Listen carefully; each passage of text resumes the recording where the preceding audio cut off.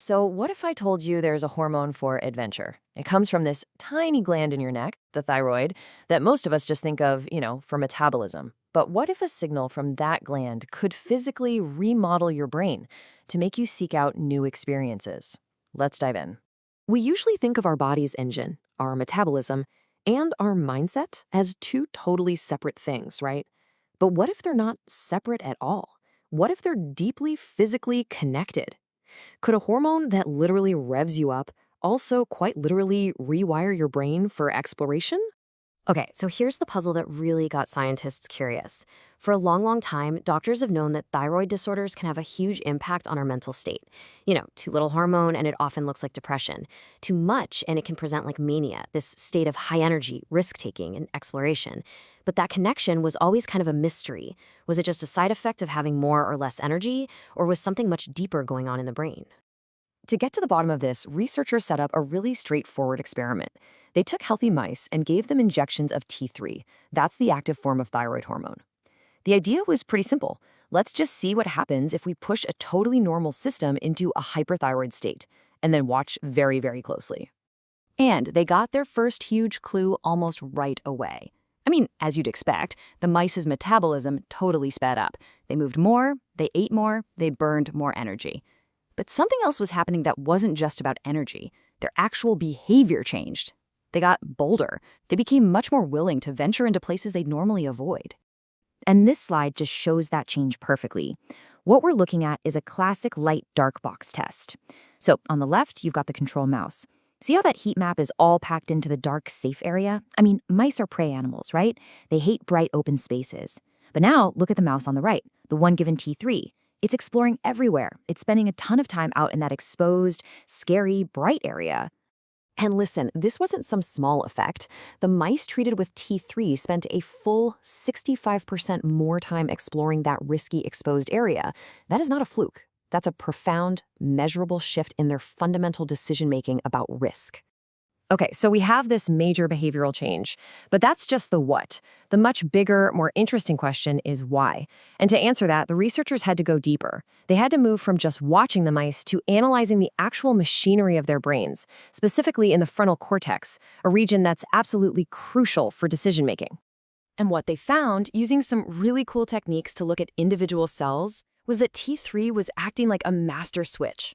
It wasn't just poking one type of cell. It was activating whole new genetic programs across the board. It hit the main communicating neurons, the astrocyte cells that support everything, and even the cells that provide the brain's wiring with insulation. The whole system was lighting up. And this is the really critical part. When they looked specifically at the neurons, they found something just astonishing. T3 was turning on a whole set of genes for something called axon-guidance. Now, what is that? It's essentially the brain's instruction manual for how to build and remodel its own circuits. It's the blueprint for physically changing its own wiring. And this slide right here is the proof. We're looking at the activation of a specific gene called ROBO3. In the control brain, it's basically dark. That gene is off.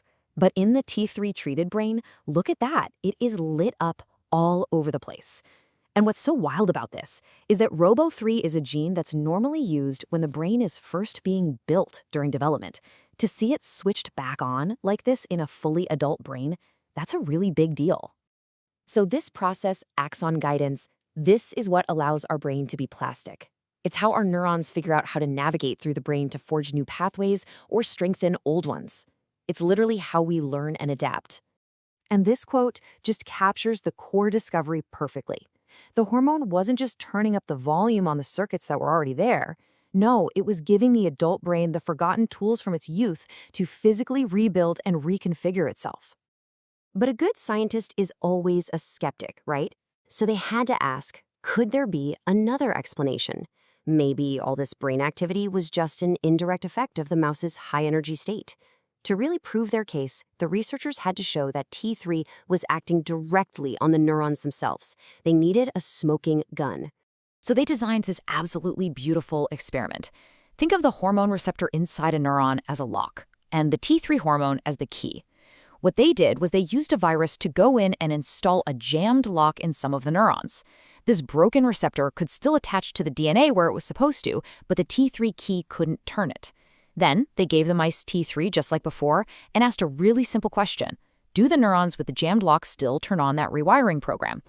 And the results? It was crystal clear. In the neurons with the normal, working receptors, the genetic program for rewiring turned on, just like they'd seen before. But in the neurons with those broken receptors, the program was completely blocked. Nothing happened at all. And there it was. That was the smoking gun. This proved, without a doubt, that the hormone had to physically get inside the neuron and turn the key itself to start the rewiring. It wasn't some indirect effect of metabolism. T3 was acting as a hands-on conductor, directly orchestrating these massive changes inside the brain cells. So let's just take a step back. What does all of this really mean?